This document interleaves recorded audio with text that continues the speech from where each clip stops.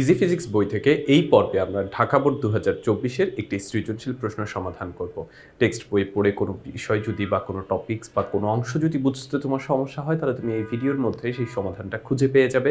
সেই সাথে যারা শুধুমাত্র ভিডিওটা দেখতেছো তারা জেনে রাখো এই প্রশ্নগুলো আমরা সমাধান করাচ্ছি ইজি ফিজিক্স বই থেকে। তোমরা যারা ইজি ফিজিক্স বই সংগ্রহ করনি, খুব দ্রুত সংগ্রহ করে ফেলবে। প্রথম প্রশ্নটা খেয়াল করি, অস্পর্শ বল কাকে বলে? অস্পর্শ বল মানে হচ্ছে দুটি বস্তুর প্রত্যক্ষ সংস্পর্শ ছাড়া, মানে সরাসরি একজন আরেকজনকে টাচ করা ছাড়া যেই বলটা কাজ করে তাকে অস্পর্শ বল বলে। যেমন এই যে পেনটা উপর থেকে ছেড়ে দিচ্ছি, নিচে নামতেছে। কেন নিচে নামতেছে? কারণ পৃথিবী তাকে আকর্ষণ করতেছে।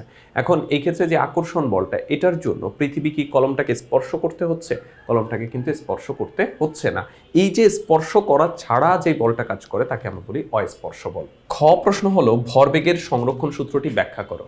ভরবেগের সংরক্ষণ সূত্রটা হচ্ছে একাধিক বস্তুর মধ্যে, মানে দুইটা বস্তু, তিনটা বস্তু, চারটা বস্তু, এদের মধ্যে ক্রিয়া প্রতিক্রিয়া ছাড়া, মানে একজন আরেকজনকে ধাক্কা ধাক্কি করা ছাড়া যদি অন্য কোনো বল কাজ না করে, ধরো ঘর্ষণ বল, বাতাসের বাধা বল, এরকম অন্য কোনো বল কাজ না করে, তবে ওই দুইটা বস্তুর সংঘর্ষের আগে যেই মোট ভরবেগ ছিল, মানে ভরার বেগের গুণফল, এবং সংঘর্ষের পরে যে মোট ভরবেগ ছিল ভরার বেগের গুণফল, সেটার কোনো পরিবর্তন হবে না। মানে কোনো নির্দিষ্ট দিকে ওই দুইটা বস্তুর মোট ভরবেগের কোনো পরিবর্তন হবে না। এটাই হলো ভরবেগের সংরক্ষণ সূত্র।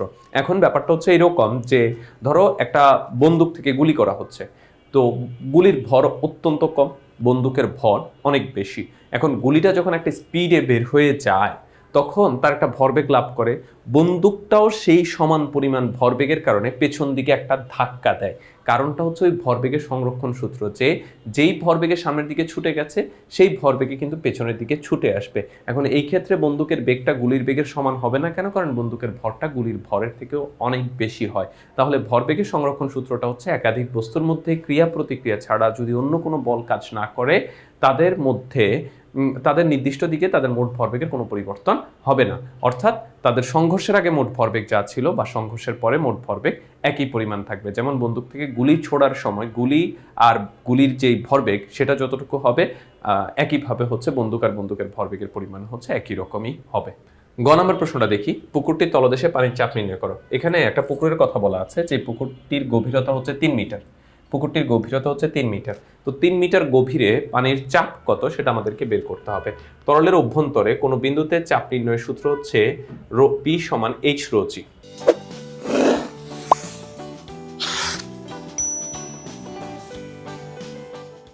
এবং যে কোনো ক্ষেত্রে তরলের অভ্যন্তরে কোনো বিন্দুতে যদি চাপ নির্ণয় করতে বলা হয়, সূত্র আমরা একটাই বের করব বা একটাই ব্যবহার করব, P সমান H ρ G। যেখানে H বলতে যেই বিন্দুতে চাপ নির্ণয়ের কথা বলা হচ্ছে সেই বিন্দুর গভীরতা, ρ হচ্ছে ঘনত্ব, আর G হচ্ছে অভিকর্ষজ ত্বরণ। তো আমাদেরকে যেহেতু 3 মিটার গভীর একটা পুকুরের কথা বলা হয়েছে, তাহলে গভীরতা H সমান 3, ρ হচ্ছে ঘনত্ব 1000, G হচ্ছে 9.8। এখান থেকে আমরা ক্যালকুলেশন করলে পাচ্ছি 29,400 নিউটন পার বর্গমিটার। তার মানে পুকুরের তলদেশে যে চাপের পরিমাণ, সেই চাপের পরিমাণ হচ্ছে 29,400 নিউটন পার বর্গমিটার, অথবা 29,400 প্যাসকেল আমরা ব্যবহার করতে পারি।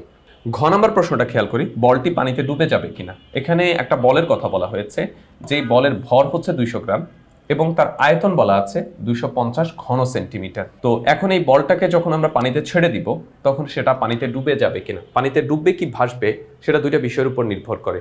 একটা হচ্ছে ঘনত্ব আর একটা হচ্ছে ওজন। যদি বস্তুর ওজন অপসারিত পানির ওজনের থেকে বেশি হয় তাহলে ডুবে যাবে, আর যদি বস্তুর ওজন অপসারিত পানির ওজনের থেকে বেশি কম হয় তাহলে ভেসে থাকবে। তার মানে বের করতে হবে আমাকে বস্তুর ওজন আর অপসারিত পানির ওজন, এইটা হচ্ছে একটা প্রসিডিওর। আরেকটা হচ্ছে ডেনসিটি বা ঘনত্ব।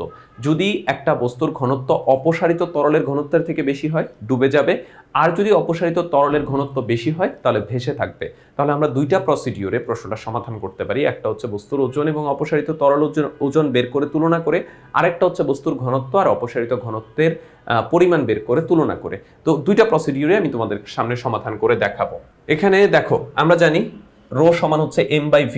m হচ্ছে বস্তুর ভর, মানে যেখানে বলের কথা বলা হয়েছে, বলের ভর হচ্ছে 200 গ্রাম, যেটাকে আমরা লিখতে পারি 0.2 কেজি।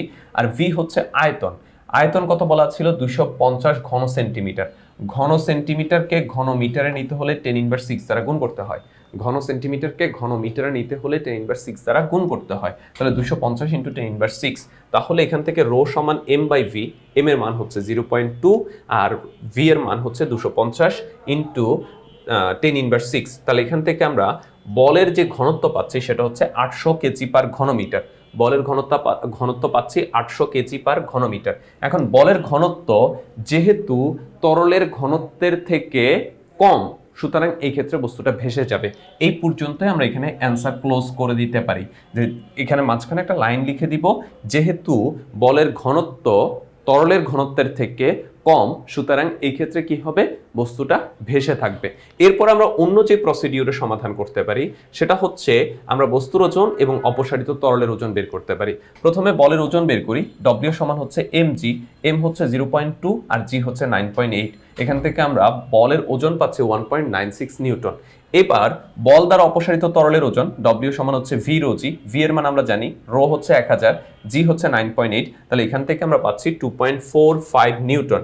এই ক্ষেত্রে আমরা দেখতে পাচ্ছি যে বলের ওজন অপসারিত তরলের ওজনের থেকে কম, বলের ওজন অপসারিত তরলের ওজনের থেকে কম, তার মানে এই ক্ষেত্রে কি হবে, বলটা ভেসে থাকবে। তো এখানে দুইটা সমাধানই দেখানো আছে, তোমার এখানে দুইটা সমাধান করতে হবে না, তুমি যে কোনো একটা সমাধানই করবে। হয় এই অংশটুকু হচ্ছে সমাধান করবা, এই অংশটুকু সমাধান করে এখানে লিখে দিবা যেহেতু বলের ঘনত্ব তরলের ঘনত্বের থেকে কম, সুতরাং এই ক্ষেত্রে ভেসে থাকবে।